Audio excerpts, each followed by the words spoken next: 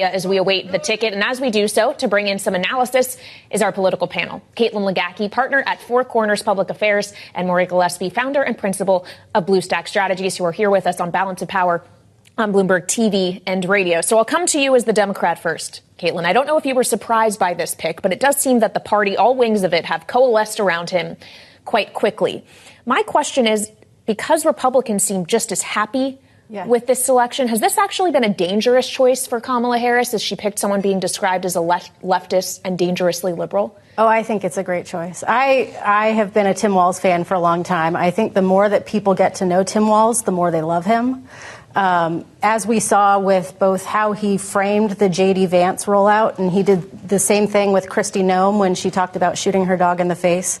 This is a guy that can deliver a message in such a straightforward way that cuts through very busy news cycles.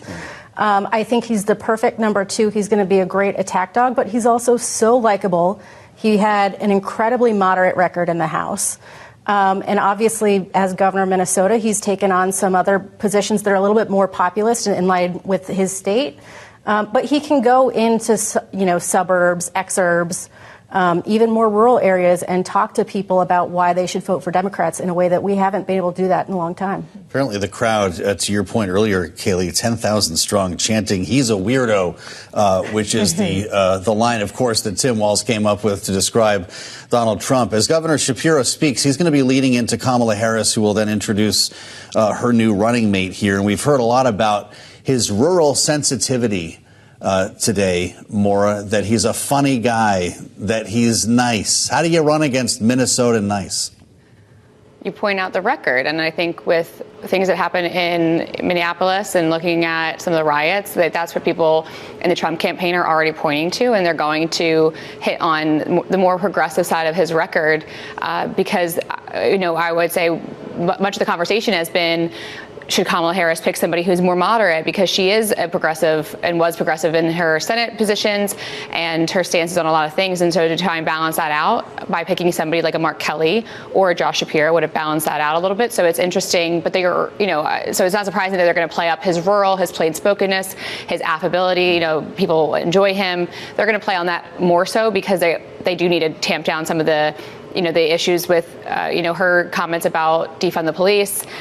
Picking someone like Tim Walz isn't going to help her in that regard, so they're going to play up on other things. It makes sense to me in that way, because, again, playing on his likability and his plain-spokenness, his ability to reach out to Midwestern voters, and, again, people who want somebody who they can relate to. That's really a hard thing to sell, and I think we see that with Trump and with J.D. Vance and Kamala Harris included. It's harder to relate to them, and I think that's probably why they chose Tim Walz. For those who are watching us on Bloomberg TV, you see that the Pennsylvania Governor Josh Shapiro has just finished his remarks. He is now leaving the stage. We do expect that Vice President Harris and now Vice Presidential presumptive nominee Walz will be taking the stage momentarily in Philadelphia. Now, as we consider this notion that Maura was alluding to, you go after the record. We have heard multiple times today, Caitlin, this notion of how he handled the George Floyd protests and riots in 2020.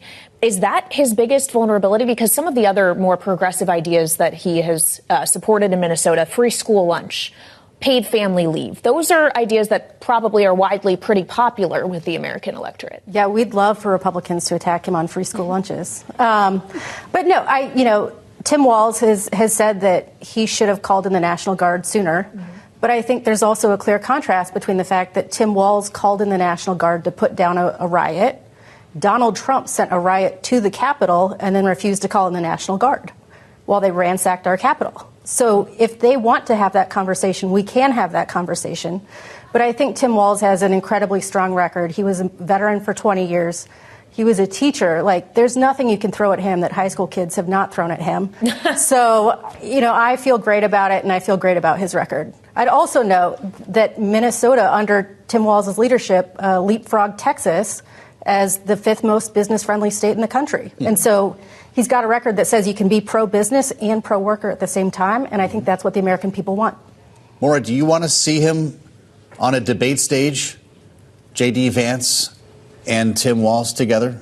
Oh, I think it'll be very interesting and something that we should all be looking forward to, both with the vice president's, candidates as well as our presidential candidates. We deserve to hear from them. It's what the point of having a debate like this is to give the American people their choices and see how they match up against each other, and putting forward what their ideas are and debating the merits of those ideas. Mm-hmm. We want that. We need that. And I do think that with J.D. Vance is a good orator. We know that he can give us, he can put his point across pretty clearly.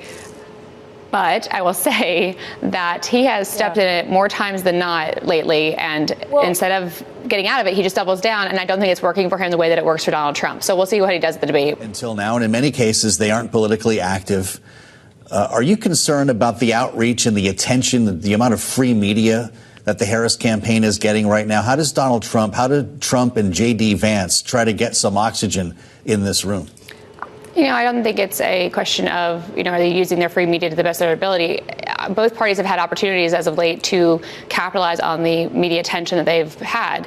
And how they do that is what's going to stick, with moderates and with people who are identifying as independents or who just didn't like the choices at the top of the ticket and are looking for something different. To reach them, though, I think you can, to be a party of unifying the country, that really does need to be the message. And we're not hearing that, and we haven't heard that thus far from either side. So I'd be curious to see if he's going to try and do that. I do think, to Caitlin's point earlier, talking about women's reproductive rights is super important because there are a lot of people in the middle, on the right, who care about it but aren't outspoken. So talking to them and the importance of that issue and the real risk, the threats that live for women under certain members of the Republican Party, that's an important part to bring up too. And again, I just think that there is an opportunity to be more appealing to moderate voters that people are looking for. They're not interested in these personal attacks, these juvenile attacks, and the fringes. Going too far left or too far right isn't where people want to be right now. And so if he can speak to them and speak in a way that isn't, inflammatory, he might just get some of those voters over to his side. So as we consider, and I know we talked about the notion of getting people on the debate stage together, whether it's Trump and Harris or Vance and Walz. We've heard a lot of talk in the last few weeks since J.D. Vance was selected, Maura, that there may be buyer's remorse in at least parts of the Republican camp, if not from Donald Trump himself. How do you think the Trump campaign is likely viewing this pick in the contrast between these two different men? Does this change any calculation of how you're likely to use J.D. Vance moving forward? It just depends on whether J.D. Vance wants to continue to double down on truly ridiculous comments he's made, or if he wants to be serious and come up with a message that can combat some of the more progressive things that Tim Walz has done in his past. And that's how you going after policy decisions and going on their record, not by making juvenile comments and personal attacks as they've done. And I don't think modeling yourself to be the next Donald Trump is successful. J.D. Vance doesn't have that kind of charisma or the ability to do that. So don't try and be Donald Trump, but you're not going to succeed. And again, when you're looking at this from a pick of, okay, Donald Trump chose him because Donald Trump has said, I don't think the VP position matters. It does matter for Republicans because Trump, should he win, can only be president for 4 years. And J.D. Vance then becomes the de facto leader of the GOP. That's a real problem if somebody doesn't know who they are and doesn't have an identity of his own. We've already seen that he can really go from one end of the spectrum to the next. So it's going to be an important part for him to establish himself and who he is and who he's going to be for the next 8, 12 years, as opposed to these next 4. It's only been the better part of 2 weeks that this campaign has been off and running here. But there's been some back and forth. We woke up this morning not knowing who it would be. Some tough decisions here for Democrats to get their heads around. And it's been suggested that this was kind of the primary that Kamala Harris didn't have as a candidate. Do you see it that way? Yes and no. I mean, you had an opportunity for different factions of the party to fight it out on certain issues. But I do think that, there was some ugliness around Josh Shapiro that we need to address. But for the most part, a lot of this was really focused on issues and making sure that we're addressing some of the more pressing issues we're going to deal with in this election. Yeah. But I also think there was an underlying commitment that no matter who she chose, we were all going to unify around this ticket because the stakes are so high. And so, I think there are a couple folks that are unhappy about it, but for the vast majority of people I know and I talk to, we're ready to get to work. It seemed like a lot of coordination with the attacks here from Sean Fain to John Fetterman. when it became time to go after Josh Shapiro, they showed up. They did. And, I think there are some valid issues to raise about Shapiro's record that we have talked about, but there was also a lot of nastiness and a lot of anti-Semitism that I think we need to address as a party. Wow.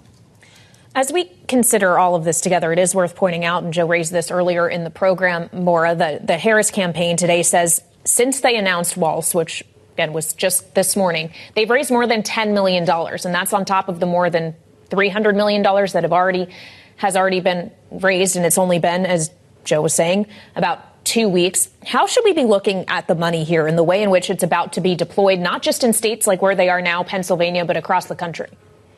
It's certainly impactful, and it will help their campaign because they only have a short amount of time to really introduce themselves together as a ticket to the American people. But at the end of the day, the biggest part, what they need to do is reach those people and make sure they turn out to vote in November, because that's what it comes down to, the turnout. That's what we're going to be looking for.